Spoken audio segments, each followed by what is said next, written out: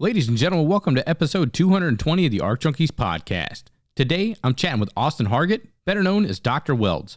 I'm sure you've seen Austin's work all over Instagram and TikTok, and if you haven't, I highly recommend you giving him a follow.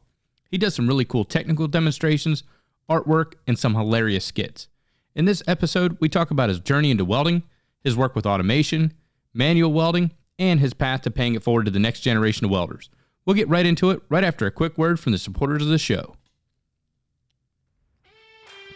Today's episode of the Junkies Podcast is brought to you by Lincoln Electric, the welding experts. Right now, Lincoln is offering listeners of the Junkies Podcast 10% off welding equipment and fume extractors and 20% off gears and accessories.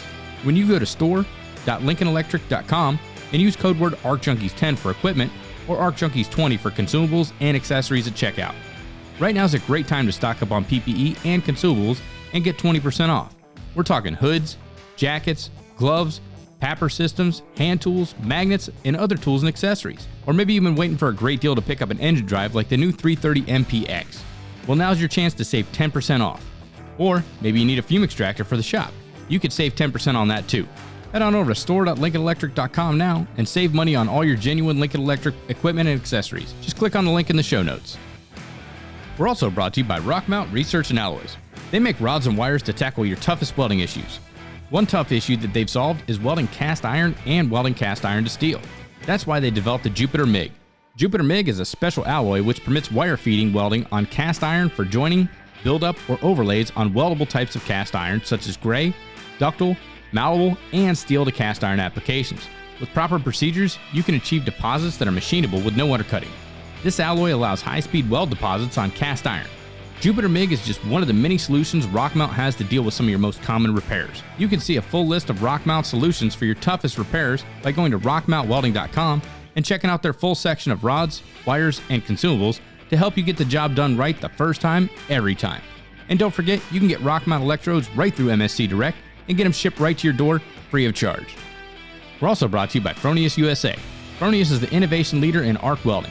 Their attention to precision and energy management has created some of the best arc welders and welding processes on the market. From cold metal transfer to the first battery-powered welder, Fronius continues to push the limits of welding technology. This year, Fronius is releasing the new multi-process iWave. This machine offers full MIG, MAG, TIG, and stick capabilities, allowing users to experience maximum flexibility and upgradability. Fronius, now a global company, started as a family-owned business over 75 years ago. This year marks the 20th anniversary of Fronius USA. Celebrations and giveaways will be announced. Watch the Fronius USA Facebook and Instagram page for your chance to participate. Fronius USA is excited to share its new promotion with the Junkies listeners. Starting April 15th through June 30th, you can order a Transsteel 2200 Compact and get a second MIG torch setup absolutely free. It's a $500 value. The Transsteel 2200 Compact is a 3-in-1 solution for MIG, MAG, TIG, and stick welding. 2200 is easy to use, reliable, and has that intelligent Fronius arc. Set up your free torch for a quick changeover or keep it as a spare. The choice is yours. This promotion is only valid in the United States. Alright, you know what time it is. Fire up your machine, drop your hood, and turn me up 5.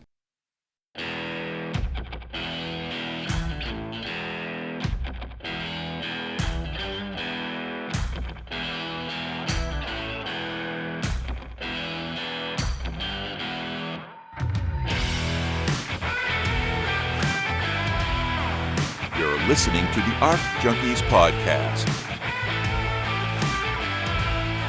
helping you make every weld better than your last with each episode.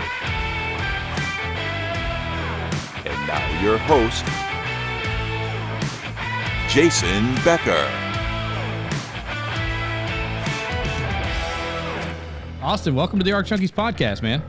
What is going on, Jason, man? I'm stoked to be here. I appreciate you coming on the show. I reached out to you a little bit ago, and I was like, I've been wanting to talk to you or get you on the show for quite a while. Well, since I think when we talked over at the opening for Outlaw Leather Worldwide, or I always screw up their name, but I've been wanting to get you on for a while. I've been wanting to be on much longer, so I can't tell you how happy I'm that I'm sitting in my own office chair talking to you. Dude, likewise, it's a pleasure having you on here. So tell me a little bit about your background. How did you get started in the welding industry?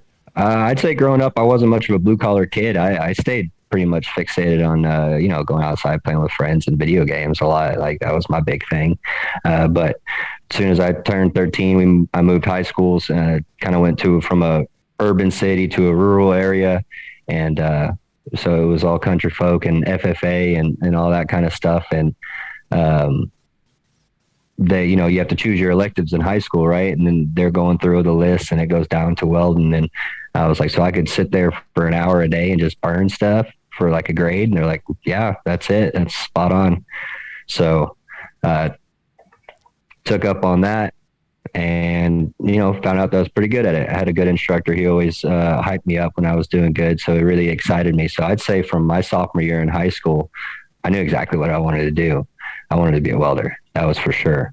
Played baseball my whole life. I found out that I was going to be a much better welder than a ball player. So I wasn't going to go to college for that. So TSTC came to the school, Texas State Technical College. They've got several here down in Texas. That's actually where I teach now on a different campus, but they came to my school and really piqued my interest with high frequency TIG, aluminum, and things like that, things I hadn't seen. So knowing that there was more to it than just what my hometown was, which was pipeliner, go be a pipeliner, that's where you're going to make your money. Seeing all this other avenues for welding really piqued my interest to go to college for welding. That's the cool thing with welding is, like I've told the story several times on the podcast, like I got into welding thinking it was just going to be like literally a flame from an oxy fuel torch and like, a piece of coat hanger wire. And then I get in the first day. You're going to be that dude with those goofy goggles on and you're just going to. And that's what we did for the first couple of weeks. And I was like, cool, man, this is welding. All right. I get to play with fire every day. And then we moved in, I seen my instructor doing stick welding and I was like, oh, what's that? And I was like, okay, I graduated into that module and started doing that. And I was like, okay, cool. So this is welding. And then I seen, some of the other guys doing like MIG welding. And I was like, wait a minute, what are they doing over there? They got like this little gun and there's this wire coming out and there's sparks everywhere. Like, what's that? And they're like, oh, that's MIG welding. And then I got into that module and like so on and so forth. You get in, there's just so many different, stick MIG, TIG, flux core, aluminum MIG. There's so many different welding processes. And I had no idea TIG was even a thing. Yeah. No idea until TSTC came with their little trailer. So I went off to welding school and did the associate's degree there. But I still wanted to do the whole college lifestyle thing. I wanted to go to college and kind of, be a college kid. Mm-hmm. So I went to the TSTC because they offered that associate's degree. It was in Waco, Texas, and they had Baylor over there, some other community college. So I thought it'd be a cool town to go to college at. So went off there, and then right out of college, I started working at a place called RVS, is in Bryan College Station, and they picked us up right out of school. That was a really cool thing about the school that I went to is they were really good about finding people to get your foot in the door somewhere, get some experience, because everyone knows that that's the case. But we were building pressure vessels, ASME code. We had to do the entry test was just a 8-inch pipe with a backing ring rolled on a roller, pulse MIG all the way out. So you could hit the trigger on the root and never stop until the cap's done. You know what I mean? Mm-hmm. So it was a pretty easy test. But yeah, they picked us up. They said the more tests that you make, the more money we'll give you. So the more tests that you pass there that they offer, the higher your dollar per hour would be, So I took that personal, right? I'm doing the 60-10, 70-18, 2-inch 6G pipes. Then I'm moving on to the TIG all the way out, TIG combos. Then I'm doing with the MIG and flood. They did everything in that pressure vessel shop, from the big vessels to the externals and everything like that. So they had so many tests. I did everything except the sub-arc.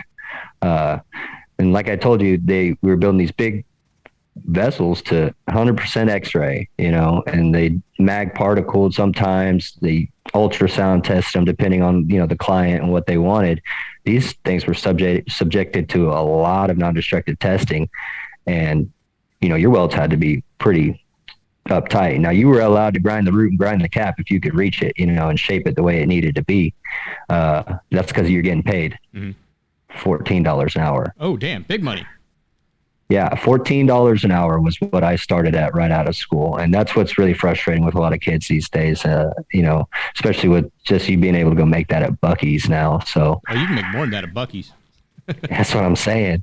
I was inside, have you ever seen Ace Ventura: Pet Detective? Oh, yeah. I'm sure you have. Oh, yeah. You ever remember the part where he's like crawling out of the rhinoceros, the fake rhino. But that's like what it felt like working in pressure vessels, like every day, like getting in there, you're back gouging, back grinding, and back welding these vessels, and being held to that 100% X-ray, and just getting, it was just what I learned so much, man. I literally had to take a print that looked like Chinese when I got there. Had to take this print and turn it into a vessel. They let me shadow someone for a couple months, and he used me like a tool for sure. He didn't do nothing. He just pointed and said, use this. So, man, I was grateful for the guy. He helped me, push me to, learn what I needed to learn to be successful there. But, like I said, they started us off at 14, take all those weld tests, we'll pay you more. Time for evaluation, come along, $14.50 an hour, bro. That's what they gave me. So I had to leave, had to go. Ended up picking up a helper job down the road in Conroe, Texas for $18 an hour. So started off as a helper there, and this was for a pipeline company. We didn't do, when I say I was Pipeliners Union 798 for 2 years, people looking at me like, oh yeah, hell yeah, you ran the rigs and did all that kind of stuff. Nah, I wasn't. I didn't do that. We did all the shack bug welds, we did all the automatic stuff. There was nobody's welding truck was out there. All the welders and the helpers, they came on a school bus. They came out to the right of way on a school bus with a little, porta john being towed behind. We were in the middle of the cornfield, and my job was just to make sure the equipment worked. So all these automatic welders that ran through the pipe, clamped onto the outside of the pipe, they all made back welds. The internal clamp was the coolest thing. It'd run through the middle of the pipe. It'd clamp itself where it needed to be in the joints. And then it had 8 MIG heads on the inside of it, and it would weld the whole back weld. And, it would clamp itself and have 4 on each side and tie into each other and stop. It'd make a root pass on 36-inch pipe in a minute. That's insane. We got to talk about that for a couple minutes. I've never heard of anything like that going on the inside of the pipe. And see, man, there's more stuff about welding. The more I learn about welding, the more I know nothing about welding. That's what was really attractive about this job, was all this equipment that I was seeing. I was like, I ain't never seen that a day in my life. I want to know more, So we had these big pipe facing machines. It hogged down some 36-inch pipe and put the perfect bevel on it. And then we had some internal clamps. Maybe their only job was to run through the pipe and just clamp itself. You're talking about getting a 24-inch pieces of pipe. They're high-low out the wazoo. You hit a switch, they line up within an instant. And because of the internal clamp, it's got 2 sets of shoes that go all 360 around the inside of the pipe. And when they're triggered, they all line the pipe up for you. And there's the side booms and stuff. They have to come to the end of the pipes, pick it up, move it around to make sure the gap is about right. There's a little ask if it would pull in or extract to be able to set the gap right. No, that's for the line carrier. He's going to be on top of the pipe telling the operators whether to go down, in, and out to make sure that the gap is fit up right. And he might have to pull the shoes back down to kind of set it back again and then re-trigger them. But how do you operate the shoes if, it's underneath the pipe? Well, there's a rod that runs out the work end of the pipe, when we're laying in the stringer, So there's a long, we call it a reach rod with a box at the end of it. So there's a guy on the other end of the pipe, the opened end, and he is controlling those shoes.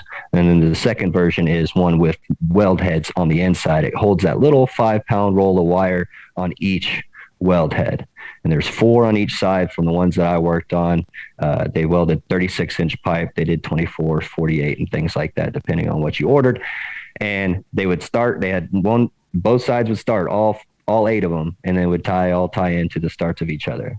And the guy on the end of the rod would be reading these, the voltage on each weld head. And if he saw one get squirrely, that means something went wrong.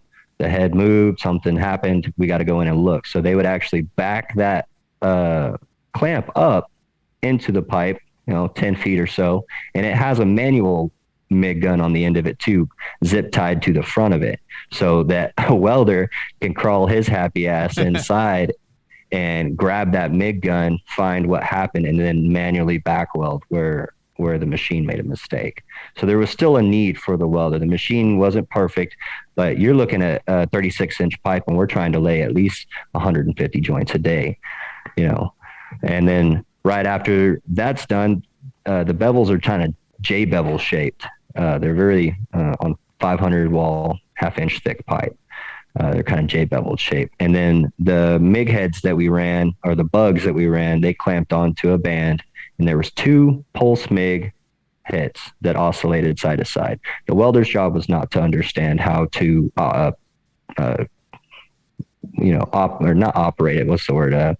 Program it. Program it. Yeah, he doesn't need to know how to program it. His shack welds the hot pass. The shack next to him welds the fills. The shack behind that one welds the fills, and the shack behind that caps. So everyone has the one job. And that way they never have to go change settings and stuff and just have, because it was a little bit more complicated setup than just a machine to the side. The shacks were just equipped with all this type of machinery. The wire feeders would be off on the wall. The big big MIG heads would be run to the bugs, and they would start in unison. The hot pass would only have one head work, and it would do a hot pass. The helpers would grind down to that root that the internal clamp put in. They would grind down to that clean metal, and then the welders would come in and put the hot pass with the bug. Then the fills come in, and since it has 2 heads, it could do 2 fills at once. So it would start one and then start the other.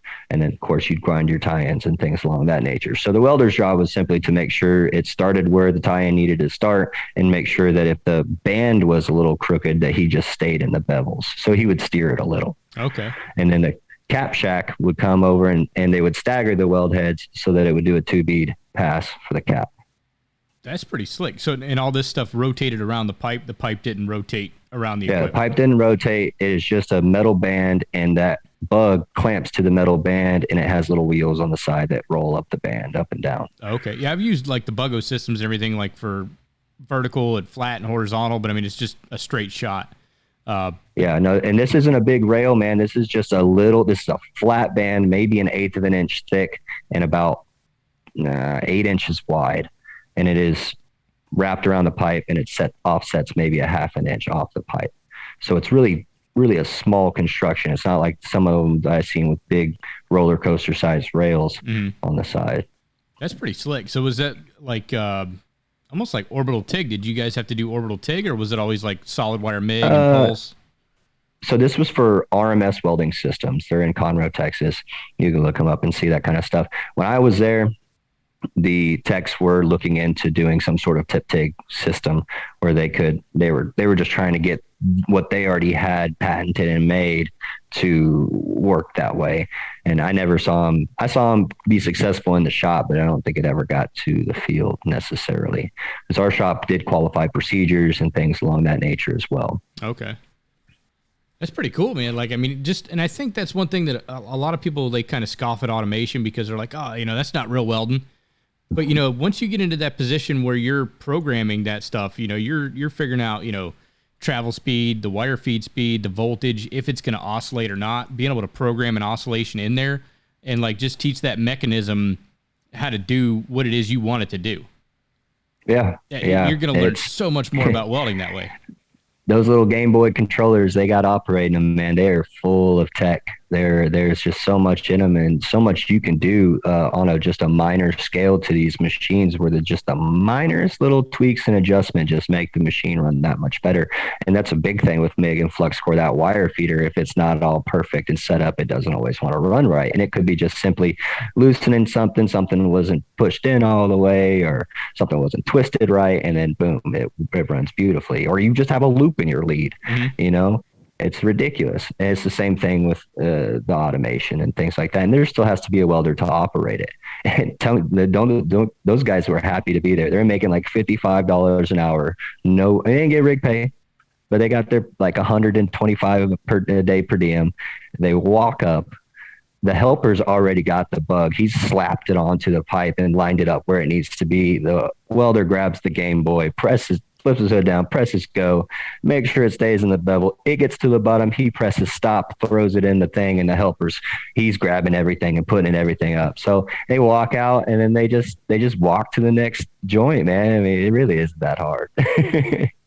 The hard part was the technician. My job was to get there an hour early, set everything up, and then make sure it was all ready to go, and then they would get there, start work, And on their break, I would go do preventive maintenance or make sure the gas was all ready to go, make sure the wire had wire, make sure everything was cleaned up, you know. Mm-hmm. Same thing for their lunch break, their next break, and then after work, I would shut everything down. Of course, there was a whole crew of us. There was like, I don't know, a dozen technician helpers out there doing all that kind of stuff with us. So that was our job, was to ride along, make sure everything worked. And we got an extra 3 hours a day pay because of what we got. So I worked breakdown. Right. So it was like they'd work 610s, I'd work 613s, which made it for a nice check. Oh yeah, you get a fat check on there. Yeah, overtime for sure. Plus per diem. Yeah, no, it was good. It was, you know, being 21 years old and making that money was pretty cool, for sure. How long did you end up doing that for? Well, so it was kind of on and off. My job was, again, the technician thing. So there was a lot of techs. So they would send a couple of us out on this job. When we were done, we'd come back to the shop in Conroe. Our pay scale would even drop, things along that nature, because we moved states, you know, especially if you're running a pipeline through states, your pay actually will change, you know, if you're running cross state lines. Anyway, moved back to Texas, and we basically, all that equipment that got brought in or that we sent out got brought back, and we had to just tear it all apart and then put it right back together, you know, because it was just haggard from the job site. And that was a rough one for me, having to do that. I'm not going to bash on union, non-union or whatever, but where I worked, there was some brothers and stuff that were getting, I felt like they were getting, I don't know, kind of special treatment. I worked hard to get where I was at, and I wanted to learn something new. Been asking to do it for a while, and then someone else come in first day on the job, do that kind of thing for you. So that's where I changed to go to teaching. It was actually a funny story of how I got into teaching. Was the fact I was kind of frustrated with work, and I was at the dog park, and I had actually met a guy at the dog park who worked at Tulsa Welding School in Houston, and we got to talking. He found out that I was a welder, and he was like, "Well, hey man, you looking for work? They give me a sign-on bonus." He said so. I was like, "Let me think about it," you know. So I got to thinking, and I was like, you know what? I think I might would do teaching. I'm not super stoked about where I'm at right now. Teaching would be a good thing to do because I'll be able to, I haven't welded in 2 years. I've been working with robots, you know, and if you don't use it, man, you lose it. Yeah. It's a perishable skill. Yeah. So I thought the school was a great opportunity for me to go and basically practice myself, you know, teach these guys. Who cares about these kids? I really did it for my own selfish reasons. And then it changed, you know, things changed. I went to go there to sharpen up on a few things and stayed there for 3 years, you know, and I enjoyed it. Teaching, it got me a lot better with all the processes that you know, as far as what I've been exposed to. There's so many processes out there. I couldn't even start to begin to try to, that's my goal, man, is learn how to weld everything, weld it all. Yeah. So that's why I went to the school. I ended up liking it.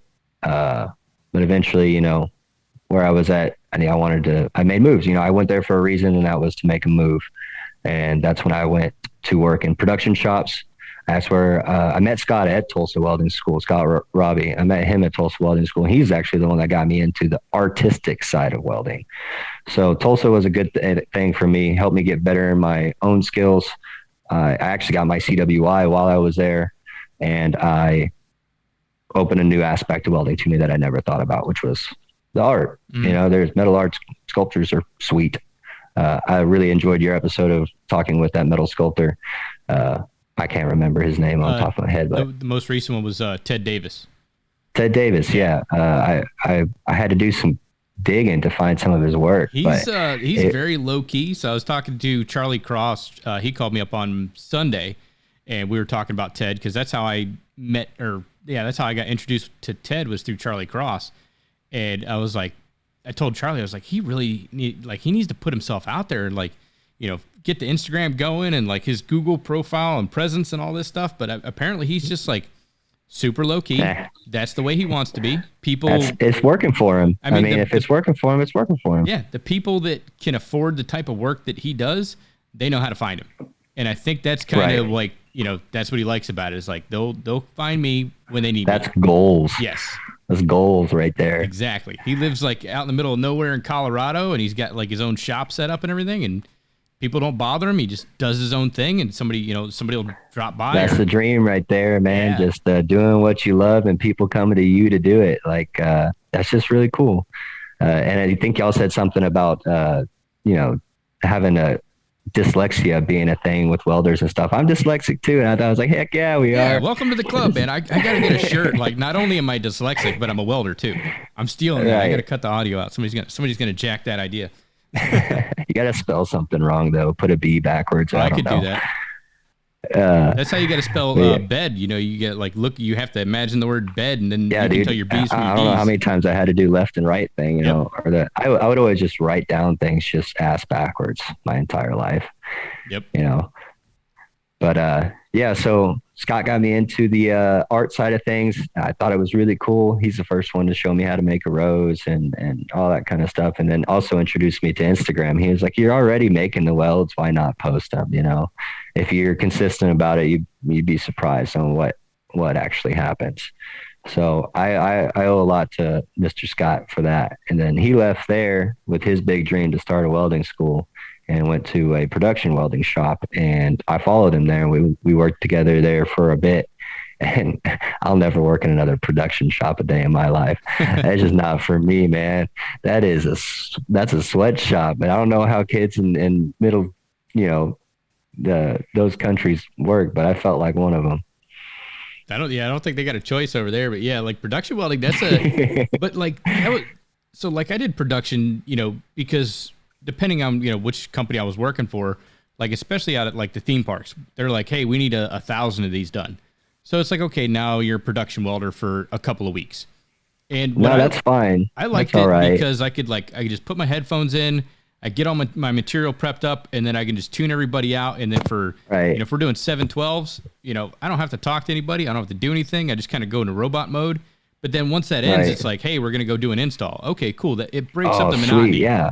So it was. Yeah, that's why I really like the pressure vessel shop, because you read the print, you have to lay everything out. You basically turn this shell into a masterpiece of artwork where all these circles and lines and holes and things go, and the QC checks your layout, and then you go to cutting. Then you get all this cutting to do, and then you get to grind all those holes, bevel all those holes, and all those wherever they fit. But then you get to fit, and then you get to weld. And then you get the finished product. You were everything, which sucked for $14 an hour, but you learn so freaking much. I can't discredit the job at all, because it taught me so freaking much. I definitely would take that. That's where you learned like the pipe layout stuff that you're currently teaching in your class? Because I've seen you put up a couple videos on pipe layouts and how to section everything. Man, I'm not a professional, and I bring that to light for sure.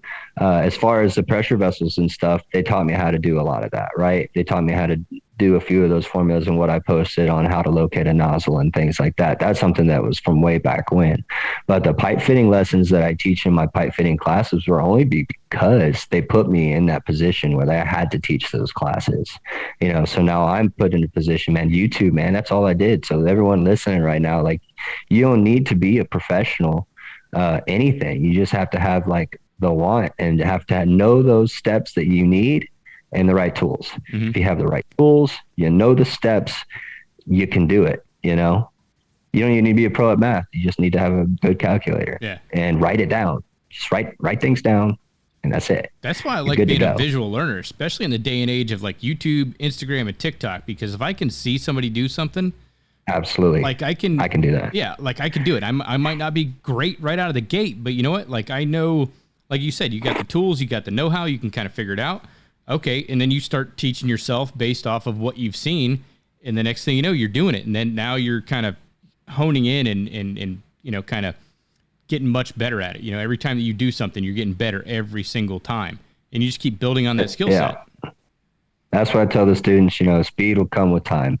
You can do this right the very first time if you just do the steps right with the right tool. You'll do it right. I promise you. I don't care how long it takes you to fit this. Get it perfect.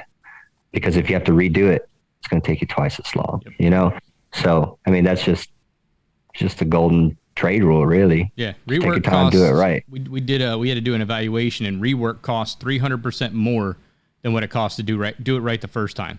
And that's what we tell people all the time. Like, if you don't have time to do it right now, are you going to have time to come back and fix it and make that repair? No, you don't have time as it is. So slow down and do it right. One thing they taught us in the military was slow is smooth and smooth is fast.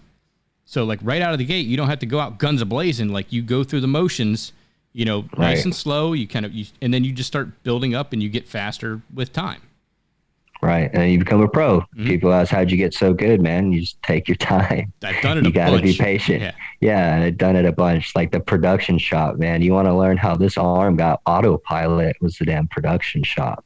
Rolling out those welds. It wasn't like what you say where there's installs and stuff. You're talking about 1 to 6 inch pipe. That's it. That's all you get. And everything 6 inches or 4 inches and up was all MIG and flux combo welds on a roller. Everything 4 inches and under was all TIG all the way out.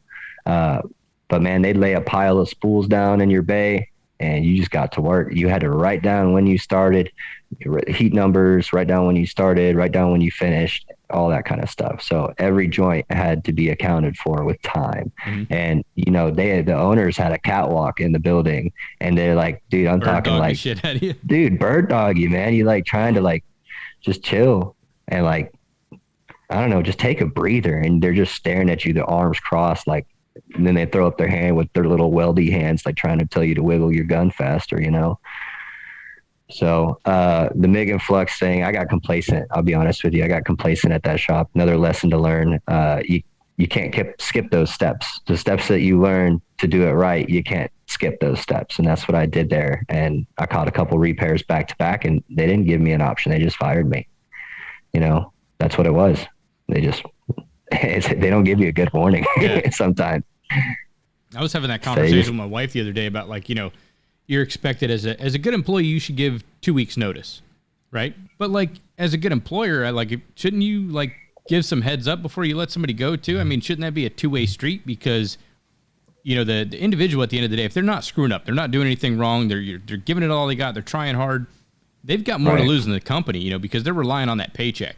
The company could get rid of you. You could walk in and quit today and they could have your job filled tomorrow. So, I mean, it's not like they're out, it depending on, where you're at, what you're doing. But for the most part, a company could get rid of you today and they'd be back up and running tomorrow with somebody else. But as the individual, you don't have that luxury. You might have to, now I got to brush up on my resume. Now I got to go, line up this job. Now I got to go take a weld test over here. And all within, like that's what you're doing now for your next day. That's your next day for sure is frantically panicking, trying to find a job again, because it wasn't like you're going to get paid in 2 weeks. You're going to cop one more paycheck if they didn't just give it to you out the door. And that's it. That's going to be whatever you had. You better have been set up good. And that's a lesson I also learned when I was in pipelining and stuff. I didn't save my money, man. I had a good time with it and I made a lot of friends, man, but it didn't last. None of it lasted. One thing I always say is, you never know how much money you have until it's gone. You feel like you're on top of the world 1 minute and then it's gone, so then you got to work your way back up. There's so much that you got to do to just stash it away. Like just got to stash it, make it a dumb habit. You might even feel like you're broke, but as long as you've been putting into savings, you're not. Mm-hmm.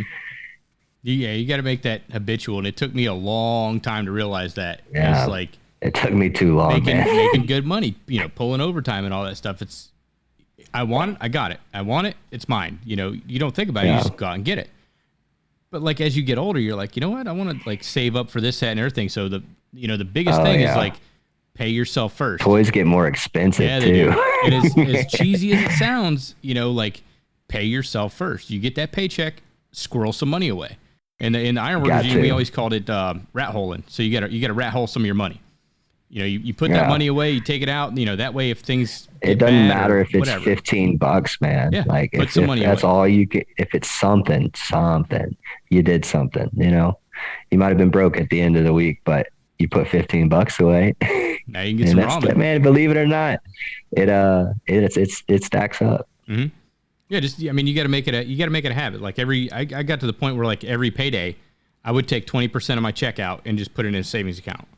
And just keep doing the bigger that. one you can chunk. the one bigger bite you can take, the better, you know.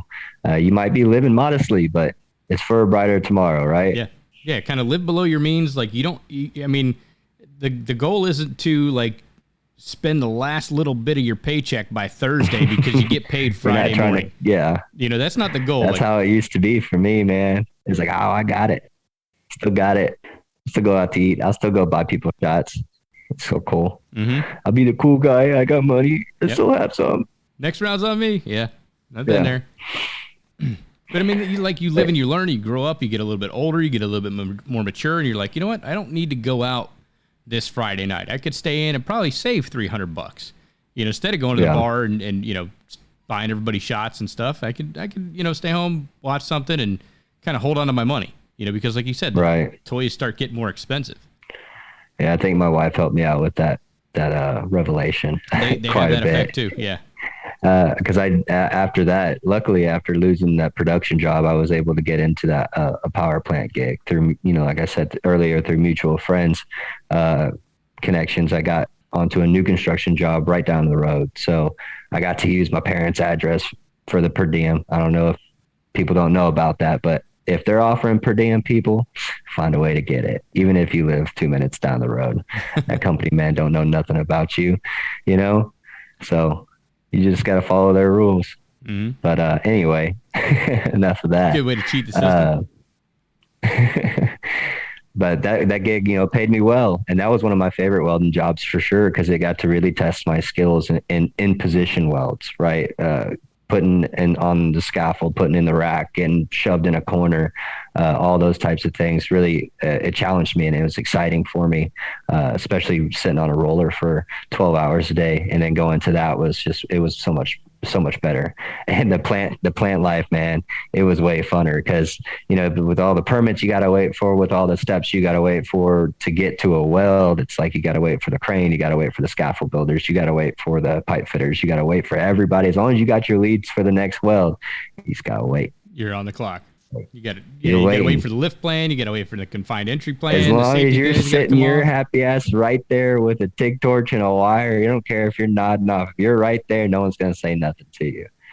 You know, so that was what was really cool. There was days that I sat in a beam for like 9 days because we were waiting on stuff, you know. So I'd show up everywhere, go crawl in my beam, 100 foot up on top of the unit, and it became my home, man. That's where I live. There was like cave drawings. I'm not even kidding. I had a paint pen and I drew like how many days without a weld, you know, and then like little caveman welders and fitters all over the beam. So I'm sure if someone doing a turnaround or a shutdown years later, they'll get a good laugh out of that. Yeah, throw a picture on Instagram, tag Austin with it. Yeah, it's like find me. You probably I imagine you've seen it, the cartoon show Refined on YouTube. With Matt Boyd. I've seen it a few times. Oh, dude, that is freaking hilarious. And it's so spot on in a lot of ways. It's so freaking accurate. Like everything that's going on, like if you guys have not watched Refined on YouTube, go check it out. Yeah, it's real funny. I feel it's just pretty stereotypical for that type of lifestyle. And, you know, the more plants that you visit or go work at, the more you find more of those people. And you're like, dude, you're just like that dude off Refined. There's one of them, you know. But I worked with a lot of friends on that job, and it was a really good time. That I started. It was really cool too. I got to start the whole process. They just got done with the underground work. And they were just starting to put up the big structural sections for the steam powered plant, natural gas and steam power plant. There was 2 big HRSAC units that were going up. So I got to see it from construction all the way to steam blow when they were finishing it all up. And I got to build pretty much all of it. I felt like I got to put my hands on just about every piece of that project. And that was a really cool thing to do, getting put in those spots, getting put in those high pressure situations and tight spots, X-ray welds on thick. I was welding, man. We were welding like 24-inch, 36-inch pipe. Sometimes it's J-beveled 2-inch thick, you know, and it's hugged up with heating coils, and you got a TIG and flux core all the way out, you know. So some of it was really cool to do. You'd be sitting on a weld for 2 days sometimes. Just that's your weld that's your home. Mm-hmm. Hooch it up. Put plastic all around it, and that's your home for 2 days, you know, or however long it took you to do it. Like we said, you know, make sure it's right. So you don't have to go cutting into that thick ass piece of pipe. I had a buddy when they were doing Daytona International Speedway. He was showing me like pictures, of these column joints like 3-4 inches thick, and he's just sitting out there for a couple days per beam, just throwing passes in, pass after pass, and then you got to let this side cool, hop to the other side, weld it out, just hanging out, throwing beams. And it is like that. Like I said, it was me sitting in a beam for 9 days, and then there's also like, okay, well, the fitters, while I've been doing nothing, have been working really hard, and they've been put together. Like, people ask me all the time, what's the blue stuff on the pipe? Well, it's layout paint. People use it all the time, especially for knife making, so they can see their bevels. But you spray it on there, and it keeps the bevels from rusting after they've been prepped, and I can even weld over top of it without a spark with a TIG torch. So it's pretty cool. But while I've been sitting in a hole, these fitters have fit like 6 or 7 of those thick 24, 36 inch J bevel pipes. And now it's going to be my next few weeks of sitting in a hooch up against a hot piece of pipe, just welding away while they kind of coast, So it's feast or famine, depending on, how things are laid out and where you're working on the job site. I always worked up top. They always put me up top because, I don't know, I was a monkey. They knew that I would, if I could reach it like a mountain goat, I would. I was very confident in a harness. So there was times when I did some dangling to make a weld, but that's nor here nor there. There's one video or one photo of me on Instagram standing on a valve, I don't know, 80 feet up, welding a socket weld on the locked out on my harness. But it was fun. It's challenging. I liked it. It's a good view up there too, man. Like, you get to go places and see things that like a lot of people won't get to see. Yeah, you get to watch the sunrise every morning kind of sometimes in some beautiful, beautiful places. Yeah. And you got a little stack over there blowing a big flame too. It's kind of cool. You're like, yeah, that's neat. Yeah. But yeah, when that job got finished up, I actually got a phone call with a friend. My friend got the phone call.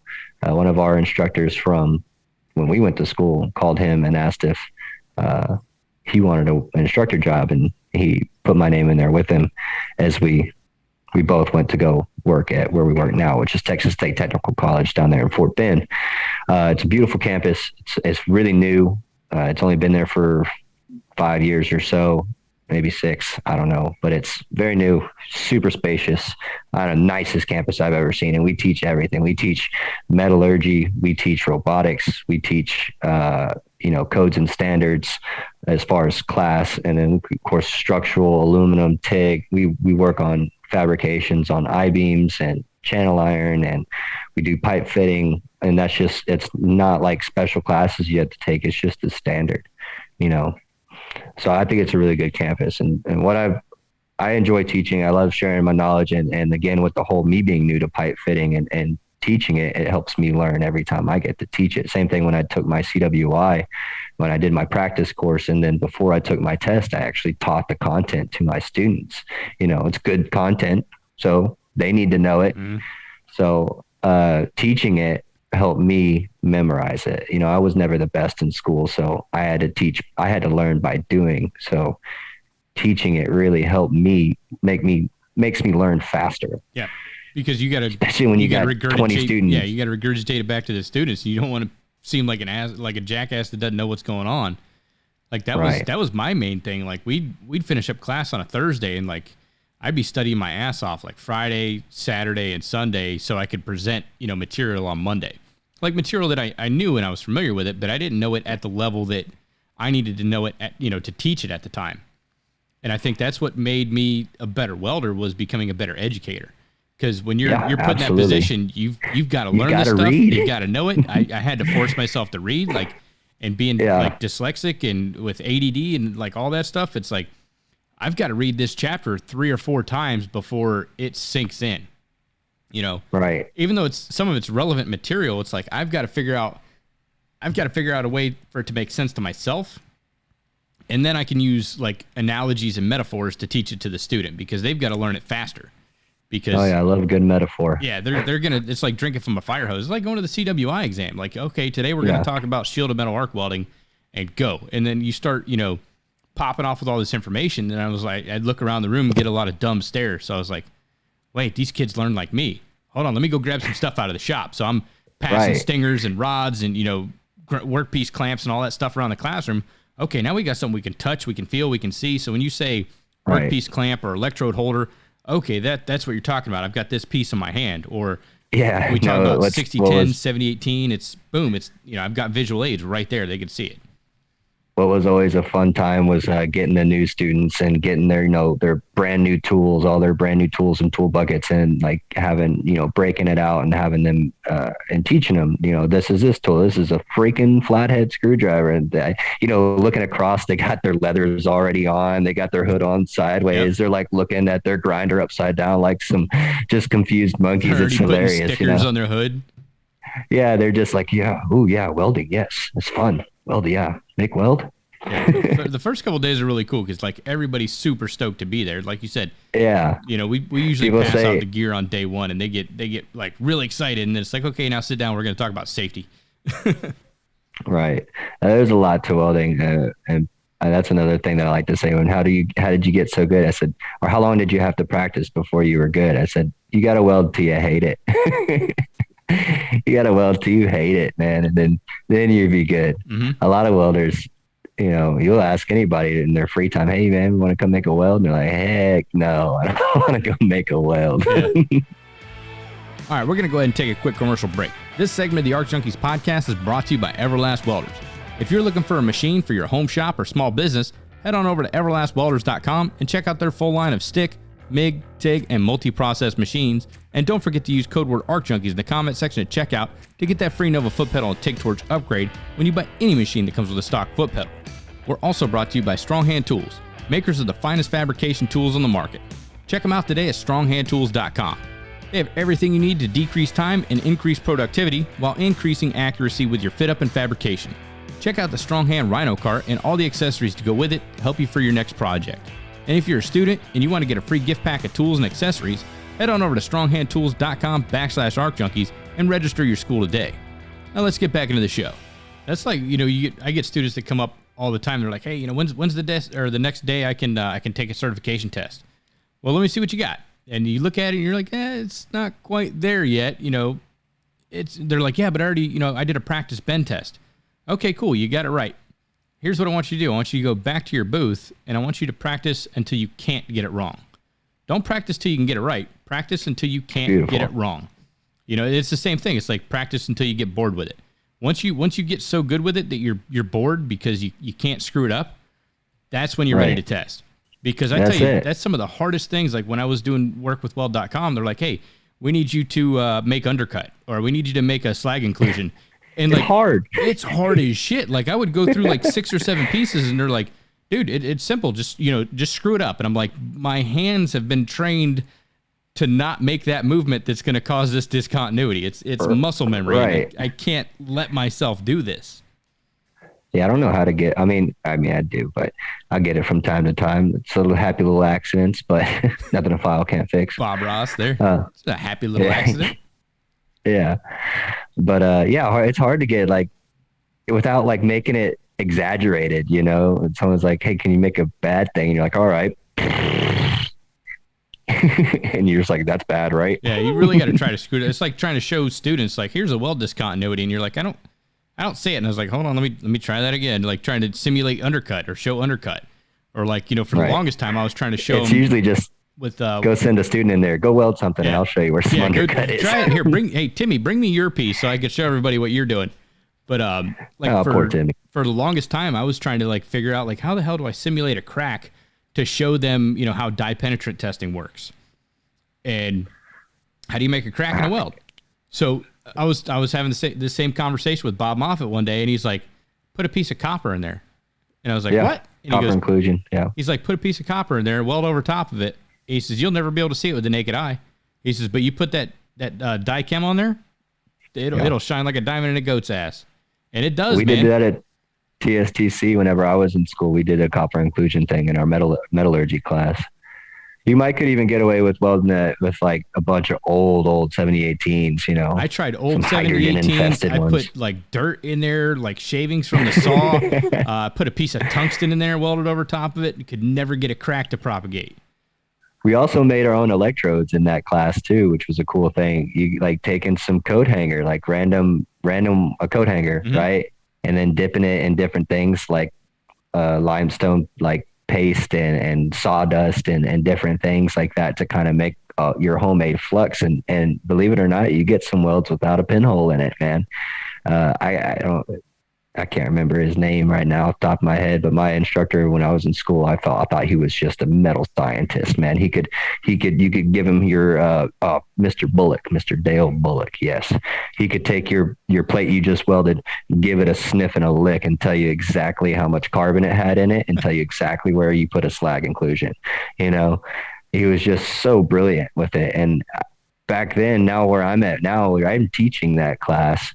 I'm like, holy crap, he's just so smart because he had to learn it. He had to teach me, and he read this book. I've read the book now like 3 or 4 times through for the content that I need to teach. So it's like, that's how the dude was just brilliant. He just had to teach it. Which book was that? The Metals and How to Weld Them. Damn it, I was afraid you were going to say that. I've been trying to read that book for like 6 years, and I'm like, every time, like, I'm like, all right, I'm going to start back over the beginning, and I get to like chapter 3, and it's like, and I'll put it down. And as soon as I put it down for a day or two, it's chapter 3 is not where it gets fascinating, man. You got to get a little deeper. That's what it's got to be. And that's what forced me to get into it. And then of course I'm having to I got to take these quizzes too, because the kids are going to have questions. This is metallurgy. And even says in the beginning of that book, you do not need to know this to be a good welder. Like it tells you this is pointless to them. They open the book and that's the first thing they read. They're like, why the heck am I in the class? I don't need to read this. Yeah. Right. So trying to make that interesting to them is pretty difficult. But the labs that we do as far as like forging, like making a chisel and hardening it, we do a couple macro etches where we take things and weld stainless rods in them. And we've got a small metallurgy lab. The school doesn't bother getting it up and running, but it'd be really cool if we could hardness test a few things. That would be really cool. We got that nice hardness tester that gives you it in the indication. I think that's the Burnell hardness test. Yeah, the Burnell, and then there's the other one. I can't think of it either right now. It'll click here in a second. We got a few of those. Yeah, the Vickers. Yeah, Vickers and there's Burnell. Vickers, and then Burnell, and there's another one. But whatever. It's pretty cool, but having to teach metallurgy and things like that.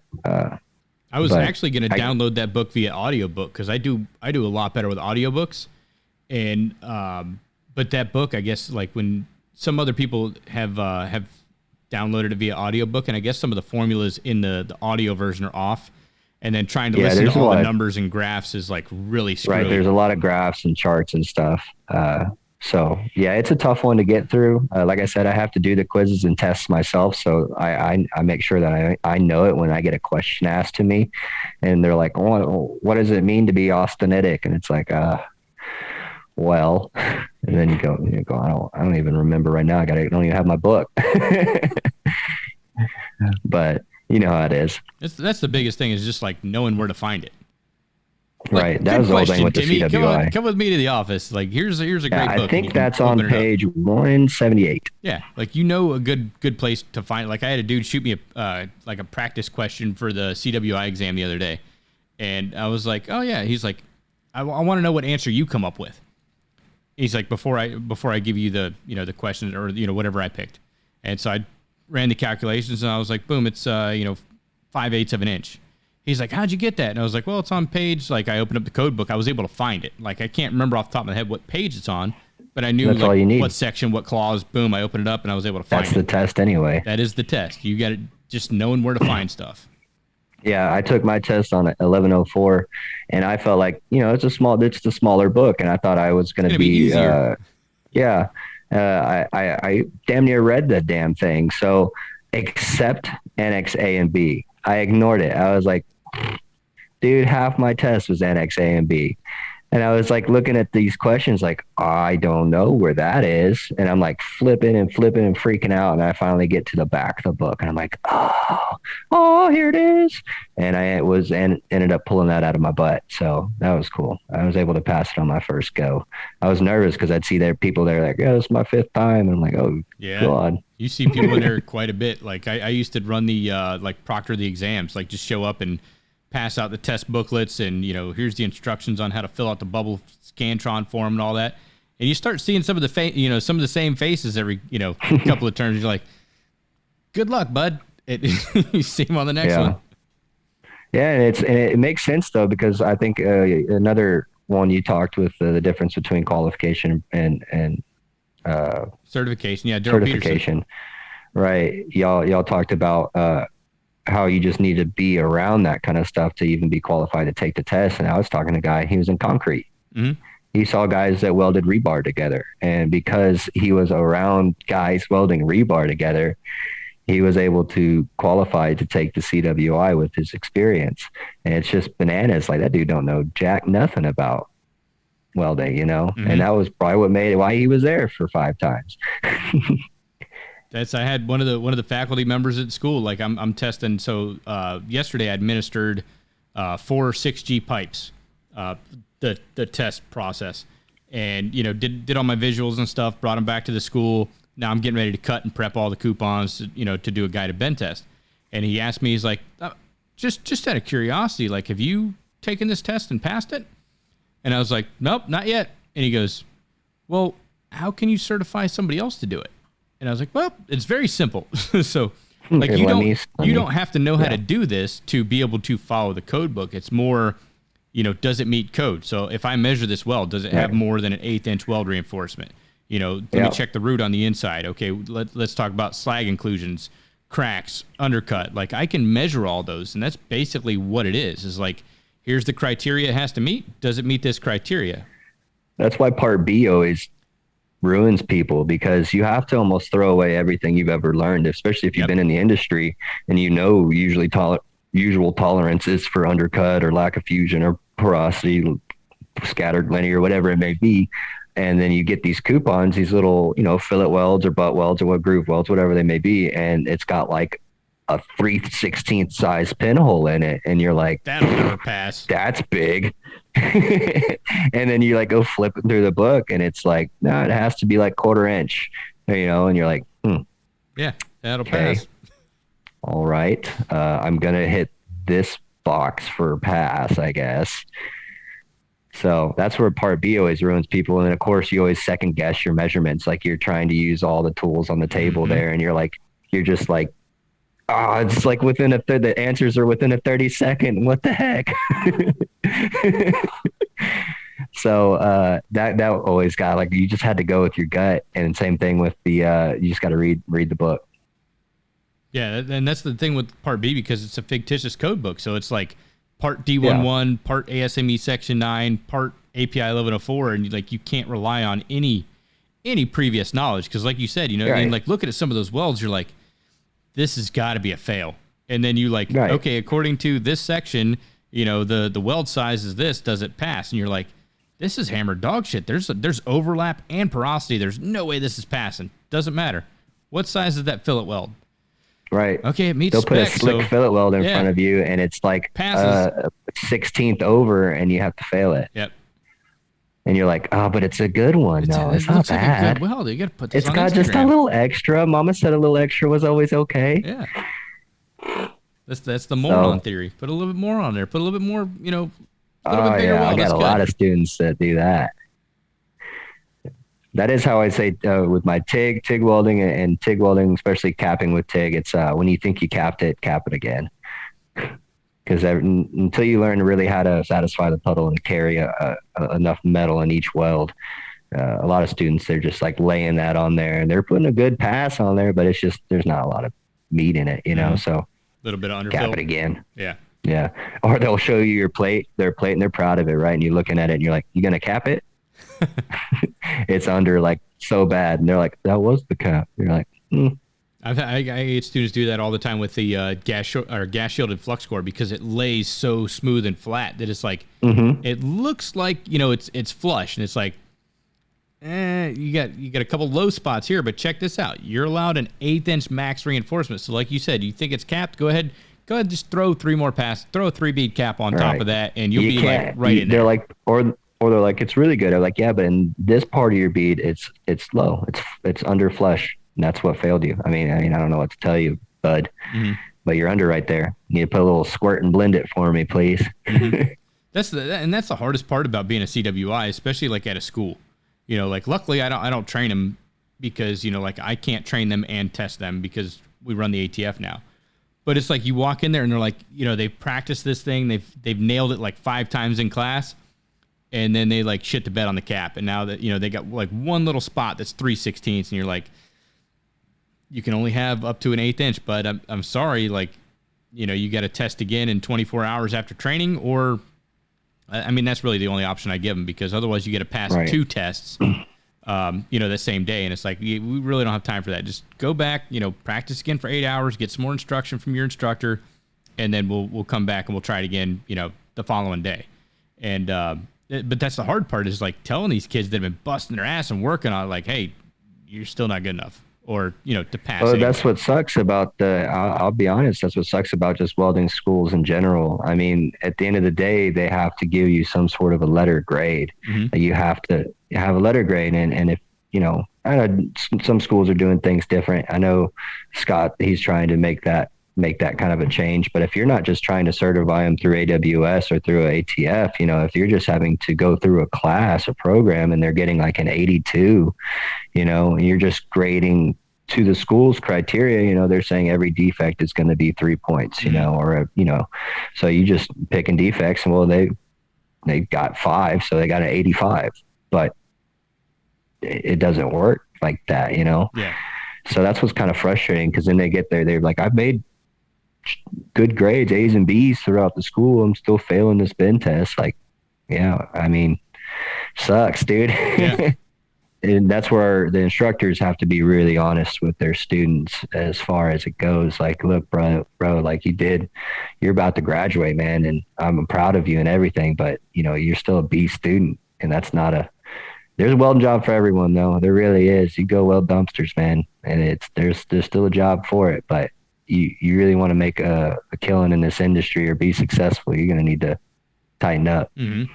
But I mean, then again, like I've had students that like finish up the program. They're like, yeah, hey, look, I came in here, I wanted to be a welder, but I realized it's not for me, but I really like welding. I love everything about it. Like, I can't run a straight bead to save my ass, but I can get into equipment sales, or I can get into, something else, or, machine maintenance, or distribution, or, become an inspector. I mean, you don't need to know how to weld to be an inspector. That's what I had this discussion with a student, actually, like yesterday, I believe.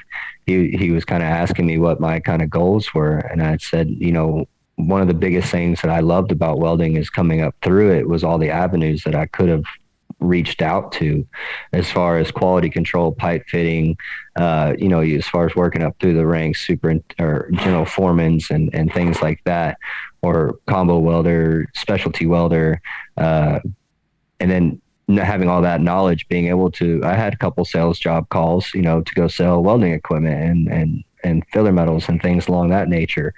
So like, there's just so much things that you can go do with this trade. And like I said, the art thing is a whole nother avenue. So I was talking with him, and I said, the reason why I really like working here at this school is because I work 30 to 40 hours a week.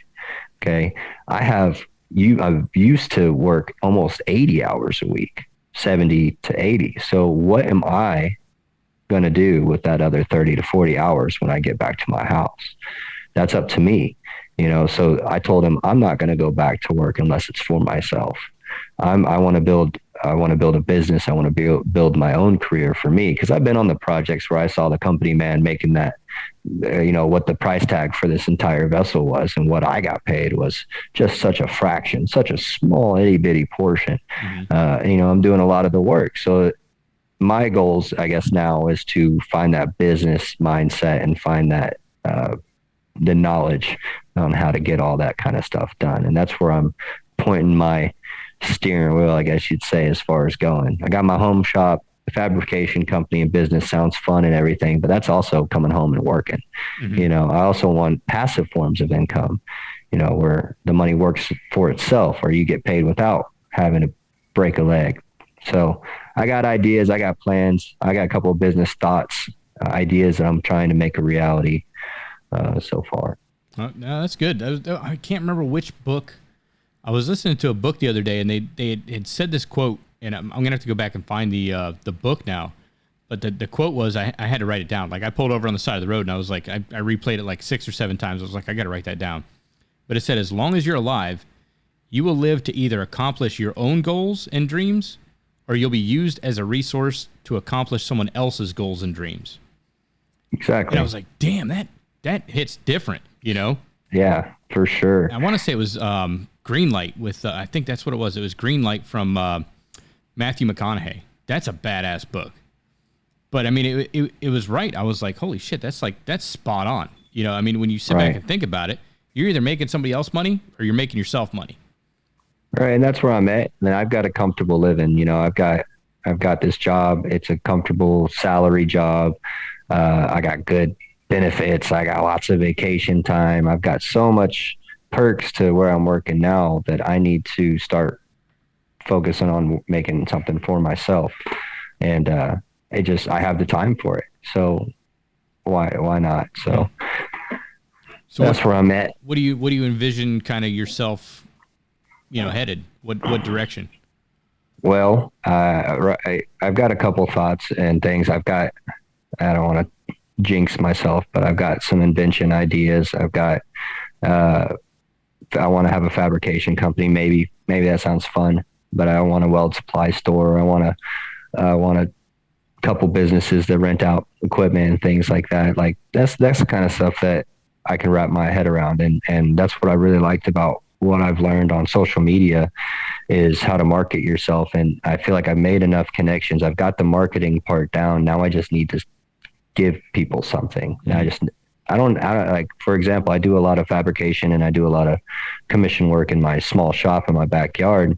And that's without even advertising. People just come to me because they know that I make stuff, so they reach out to me for that kind of work. And I know if I just put forth that extra effort into advertising and pushing some sort of product, whether it be fabrication or weld supplies or what it may be, in a smart way, that I can make that my living, Mm-hmm.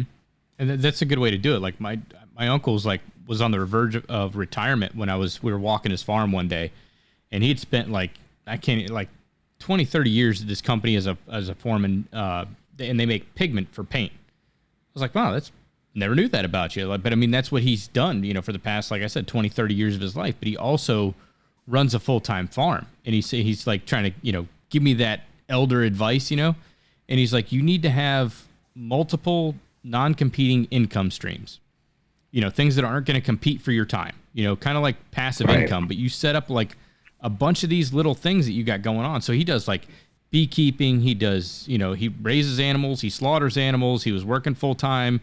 He makes maple syrup, but like none of these things interfere with the revenue of another project or that time. He doesn't have to rape time from this project or borrow time from this project to feed another one. Like everything, you just got to figure out how to operate that into like a harmonious balance. And then, like you said, save up money, rat hole it away, make some investments. I mean, now's a good time, especially if you're young, if you're out on the road making money, go find you like a good, like a money manager and say, hey, like I've got all this money, I don't know what to do with it. And, get yourself like a Roth IRA, like invest in some decent stocks that, it's not going to make a shit ton of money right away. But, that's what they always told me when I was a kid. They were like, man, if you do this right now, you'll be a millionaire. And I was like, yeah, but I don't. But yeah, I got to put $200 a week away. And it's like, now it seems like a drop in the bucket. You're like, shit, I go back and kick myself in the ass for going out and partying when I could have put that money into a Roth IRA, or I could have put it into stocks. You got to live a little too. You got to live a little. You do. And you got to learn to make those mistakes. You just got to, again, find that balance. Everything's good in moderation. So you can go have some fun, but you got to be responsible about it for sure. Yeah. So tell me a little bit about the artwork, because I seen that that rose piece that you did the other day with like the kind of like the bent stem and the leaves, and it's like the roses at the end of it, and it's like a wine bottle holder.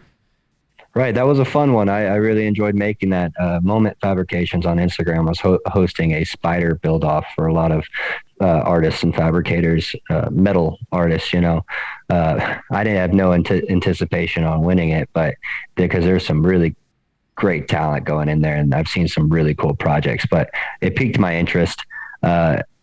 Really the building of the web sounded funner to me. So I wanted to always kind of build a web, which I got to do. And then I hung my little spider on there. But yeah, the artwork and stuff it's what kind of breaks up the monotony of welding, because there is a lot of repetition. And like you said, to get good, you have to practice, you have to do repetitive welding. And I didn't get really slick with welding until I was like having to do it constantly. And then even those stuff that I was good at 6 months ago, come back and do it again, I'm not as slick as I was. So it's just a repetitive thing. Welding a piece of pipe or welding a plate is repetitive, especially in the teaching environment. It gets dull. It gets really dull. So the art side of it, especially having some of the free time I have at on campus, is just, I let my mind go, and it's just kind of just build something. You kind of, there's no perfect, it doesn't have to be square. It doesn't have to be level. It doesn't have to have the perfect cut. It doesn't have to be anything. It just has to be what you want it to be. And that's kind of the cool thing about it. Now it sucked. Like that one's great because I got to make that because that's what I wanted to make. Doing it in my shop for money, it's a whole nother ball game. People are paying me good money to make something for them, not for me.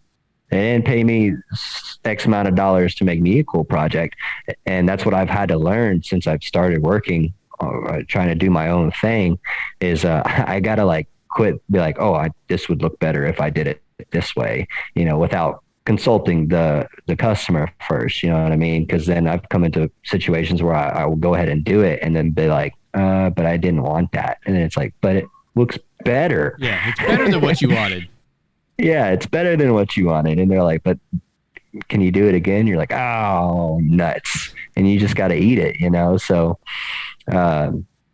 that's what I've gotten a lot better in understanding and trying to run my own kind of business. That's how I've kind of started the business mindset, is taking these jobs that come in randomly through my Facebook or Instagram, that just stuff that I want to do more than anything.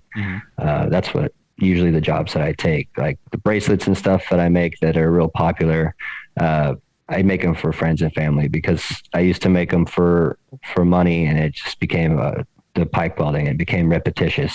Quality started to suffer, and I started to not enjoy it. So I like making them for a reason, for a friend, for a family member, for a giveaway, for a reason. I'd much rather give it away to someone who really wanted it than someone who just wants it.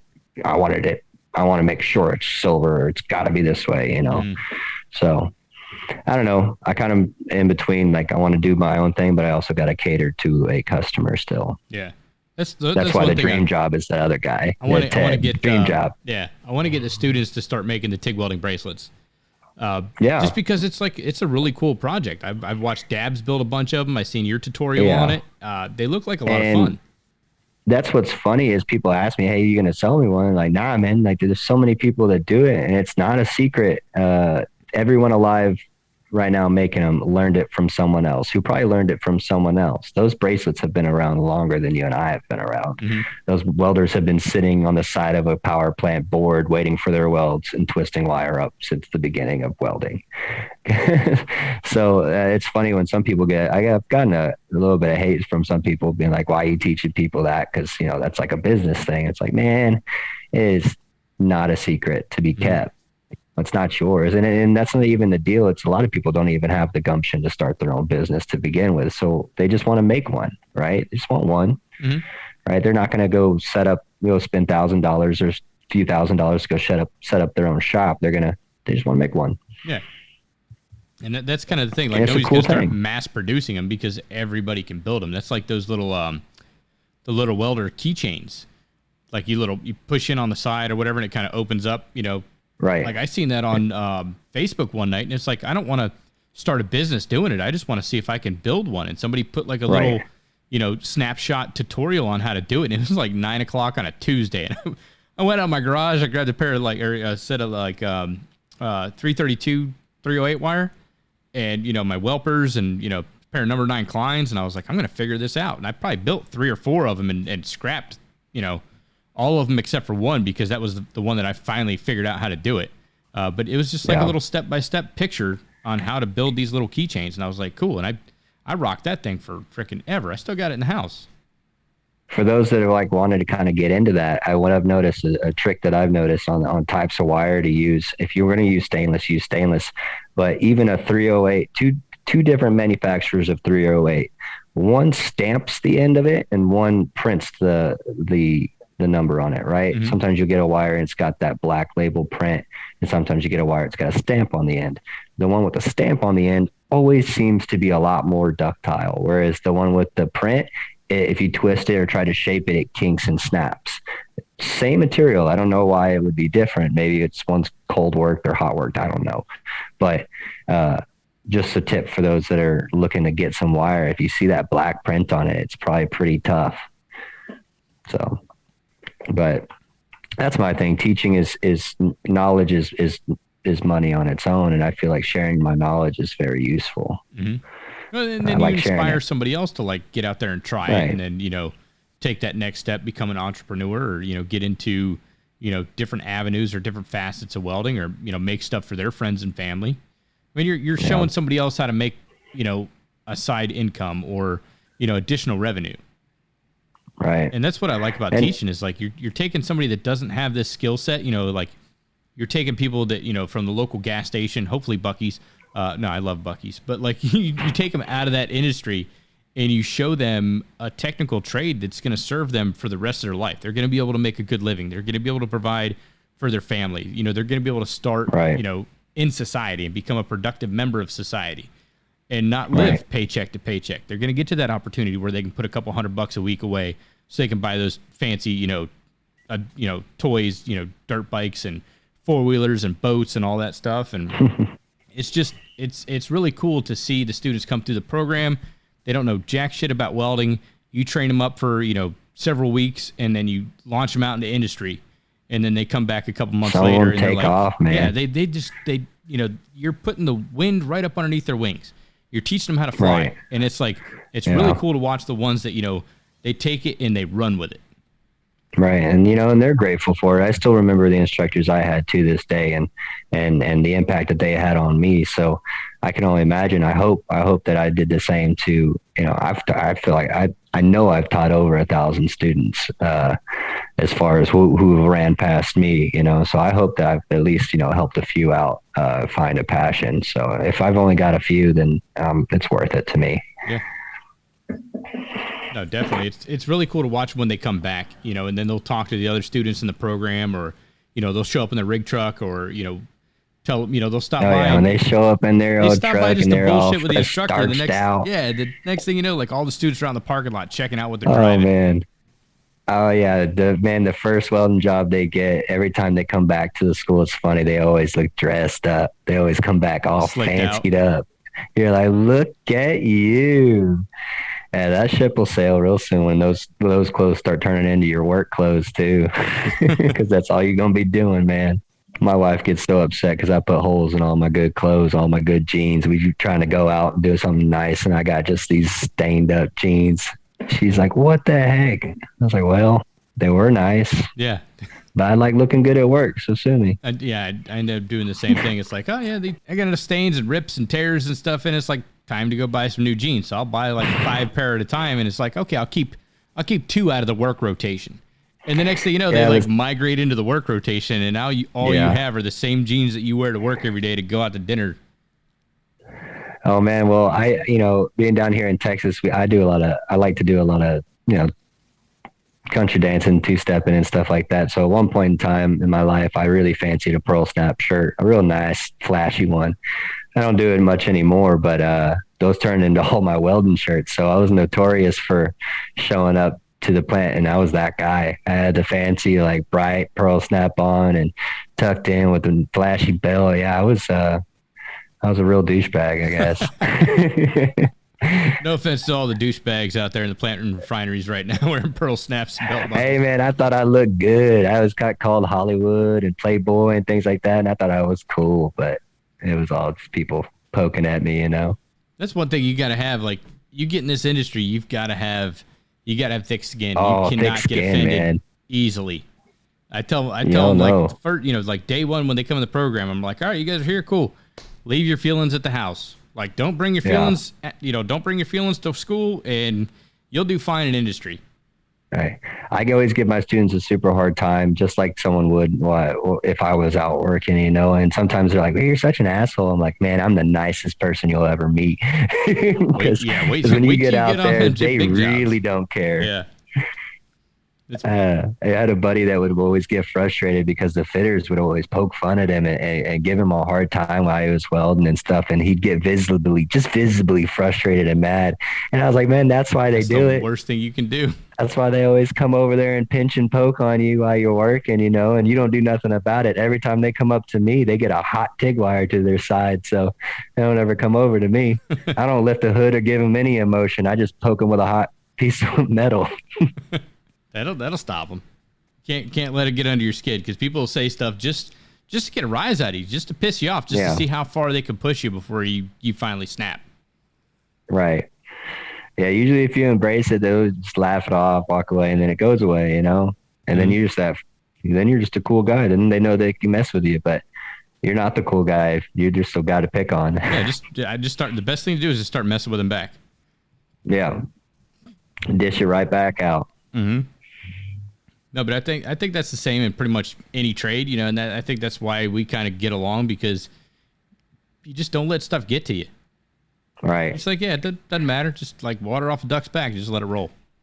Right. Someone come up to your weld and they're looking at it while you're working. Like, oh man, that looks like shit. And you're just like, well, can't see it from my house. So be all right. That's my favorite thing. One of my instructors walked up to me a while back. He taught me, you going to leave it like that?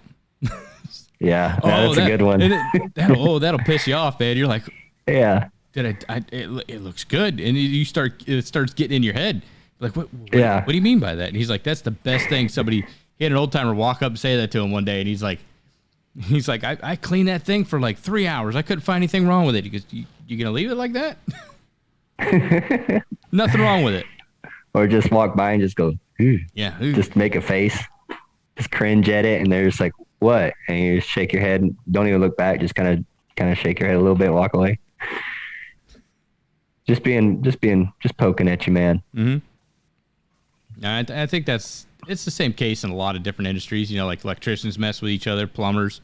You know, you get on different job sites and everything. And that's the good thing, because a lot of time you're out there, like, all bullshit aside, buddies, like, man. The work sucks. You know, sometimes you're out there, like, it's hot, you're uncomfortable, you're in a weird position, you're trying to make a weld, you're getting sparks and spatter all over, you're getting burnt up, you're dehydrated, you know, you got a headache, and, you know, then somebody just walks by and says something funny, and you're like, you know what, maybe this isn't so bad. You know, and that's the times you always remember, is like the shitty times. You never like reminisce on all the great times we had, you know, in the perfect welds. Is like, you remember that time we were like, you know, 3 feet deep in water, laying on a freaking mud plate, you know, trying to make that weld. Oh yeah, that sucked. It was like, you know, 20 below, and I mean that's and y'all are just shooting the shit back and forth, really having a decent time. I mean, y'all are complaining the entire time, but at least you're with your buddy. Yeah, you're doing it together. Make the best out of a bad situation. Absolutely. I mean, you have to be there. You're at these jobs for all day, you know, all week, all month, all year, you know. Those are you got to make it fun. Otherwise, you're going to hate it. I love the saying, it's not the problem's not the problem. It's the attitude towards the problem. You're going to be faced with problems. So you just have to have a good attitude about it. And they're just a lot easier to deal with if you come at it the right way. Mm-hmm. Yeah, and you gotta have a passion for what you're doing, because like I said, there's a lot of times like it's just a shit situation no matter how you cut it. I mean, you know, by day 3 of 7/12s, it's like you're already pissed off because you're at work and you know you're not going home this weekend. There's no weekend for another couple of weeks, so you just got to make the best out of it. You know, have a good time while you're on the job site. You know, like joke around. You know, gaff off a little bit. I mean, nothing to get anybody hurt, but I mean, there's a lot of practical jokes that go on, and like, you know. everybody kind of gives each other a hard time. One of my favorites around the job site is taking the little cone cups, right? Mm-hmm. You know, the little water cups that you get, and then you put a roll of tape backwards on the bottom of it, on the side you drink, and then you sneakily put it on your buddy's hard hat.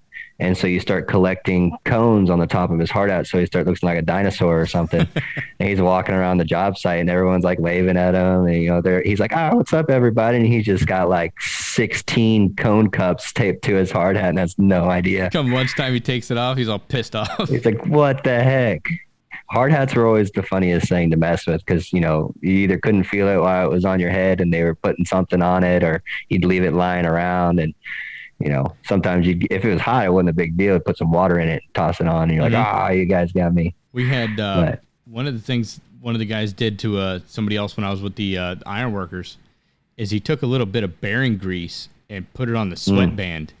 Oh, yeah, that one's mean. Oh, dude, that is mean. But, I mean, the guy deserved it. But at the end of the day, he had a freaking pimple on the, dead center of his forehead the size of a freaking shooter marble. Oh, yeah. Another mean one is getting the little packet of Parmesan cheese from the pizza shop, you know, from maybe the gas station before you got to work, and then sprinkle a little bit of that in your guy that you want to do it to's gloves. And he wanted just a little enough to kind of feel like, maybe some grit in there. Mm-hmm. And then he'd be working it all day, sweating them. And then that Parmesan cheese will smell like straight running butt. Oh, and you can't get the smell off your hands, those gloves. You're going to have to throw them away. Yeah. The Porta-John, it doesn't have the right soap to take that funk off. Usually you do it in the morning and they work all day and then they go start to eat their lunch, and they're trying to eat their lunch with their hands in front of their face. And like, what in the world? That is red. It is some pretty stinky stuff. And you got to be careful with on the job jokes because they can get out of hand pretty quick. You got to find the right people to fuck with. Yeah, I mean, we had one dude they took orange chalk and blue chalk, and they filled one glove with blue chalk and one glove with orange chalk, and so like he put in a chalk box, and he put his gloves on, and he's working. You know, next thing you know, man, it's break time or lunchtime, whatever. He takes his glove off. He's got one orange hand and one blue hand. And so everybody's like, "Oh, you a big fan of the Gators, Dave?" And dude, he was pissed. Yeah, I saw one TikTok the other day. These kids were in welding school and they took floor sweep. They took a handful of floor sweep of just little pieces of metal, mostly grind and dust and rod, and put it down the back of a kid's shirt. I was like, that's not cool. That's fighting right there. Yeah. That's the wrong kind of joke. That right there make you mad because that stuff is itchy. Mm-hmm. Yeah, it's all fun and games till it's not fun and games anymore. And then you got to pick on the right people too, because there's some people that, like you said, like I said, that some people put water in the hard hat and you toss it on, you get a little wet. Some people, they get mad, start throwing stuff around the job site, and you can't even get mad because that's who they are. They didn't want to get messed with in the first place, and you mess with them. So it's kind of like, all right, pick your battles. Yeah. Well, shit, man, it's been good chatting with you. Absolutely. Are you doing good talking to you, Jason? You gonna do are you going to KWI? No, that's a haul, man. Ain't nobody paying for my plane ticket. Okay. I'm a teacher. No, nobody's paying for mine. I'm driving up there, but I get pretty good gas mileage in the Subi. Plus, I'm gonna hit up the distillery tour for Buffalo Trace while I'm up there. Oh, I love me some Buffalo Trace. Tastes like Weller, kind of sort of stuff. Yeah. Yeah, I like me some of that, but no, I haven't been up to KWI or any of them schools. I pretty much stick down here in Texas. Okay. I'm trying to figure out if you guys got anything going on in Houston. I think October timeframe, the adult welding competition is going to kick off again. The one we met at last time. Yeah, I'll be there again trying to reclaim that. That was I didn't really care for how that got operated, at least at the end when they announced the winners. I'm not trying to say that I should have won or anything, but I would at least like some feedback. Yeah, I think that's one thing they talked about after the fact is telling everybody where they placed, what happened, what went wrong. But it's even when we run competitions down here at the school, it's first, second, third, and that's pretty much it. But yeah, any competition, you kind of want to see where you stacked up, how you performed. Right. They didn't have not saying they had to put it on display or nothing, but this is adult welding competition. It's the proof's in the pudding. It should be kind of shown. And they, of course, they just announced the first place winner. They didn't have a second or third or a reason why. They just kind of announced it. And then I'm not going to lie, I left in kind of a huff. So I mean, I smoked that test, man. I think I was one of the first ones to finish. So Yeah, I was you went really through stoked. quick. And so I kind of left, and then I immediately regretted it and called the lady and asked if I could have like some sort of answer or reasoning why. And I'm sure she tried, but I never heard back from her. So I'll make sure I do things differently. I think I should have done stringer beads on my cap. It was a schedule 46-inch pipe, and I put the root in with the S2 wire. It looked all right, and then everyone looked at me weird in the meeting when I was like, "Can I flush it off the hot pass?" And they were like, "What?" I was like, "It's schedule 40." Yeah. You know, I don't want to have to put a dinky hot pass and try to stick it. Like, I can fill it without sucking back a root. So can I just root hot, cap it? Now make it fast, right? This is a timed competition.